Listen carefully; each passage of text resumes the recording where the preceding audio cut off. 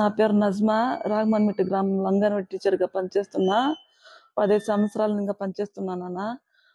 కానీ వైసీపీ ప్రభుత్వం నాకు ఎక్కువగా బెదిరించింది. ఇప్పుడు ఏమైందంటే జనరల్గా ఈరోజు 7:30 గంటలకు నీళ్ళ గురించి అత్తరు వచ్చి నాకు కొట్టినాడు.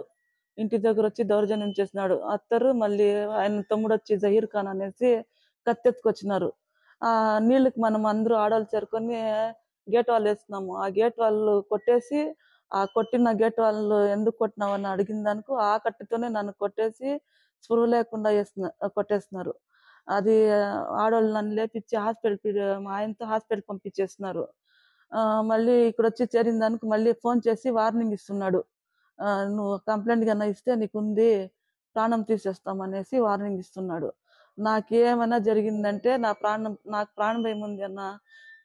నాకేం జరిగిందంటే నా సావు కారణం వాళ్ళే. అత్తరు మళ్ళీ వాళ్ళతో అన్నదమ్ములు వాళ్ళే కారణం. ఈ అత్తరు అనేవాడు కుప్పం మండలానికి కోఆప్షన్ గా పనిచేస్తున్నాడు. వీడు వైసీపీలో ఉండేసి వీడు చెప్పినట్లు మనం వినాలి అనేసి ఆడవాళ్ళ మీద దౌర్జన్యం చేస్తాడు. అలాగే ఈ రోజు కూడా నా మీద కూడా దౌర్జన్యం చేసి నన్ను కొట్టి పరారైపోయినాడు. రేపు పొద్దున నాకు 4 పిల్లలు ఉన్నారు. నాకేమని అయిందంటే నా సావు కారణము అత్తరు మళ్ళీ వాళ్ళ తమ్ముళ్ళు.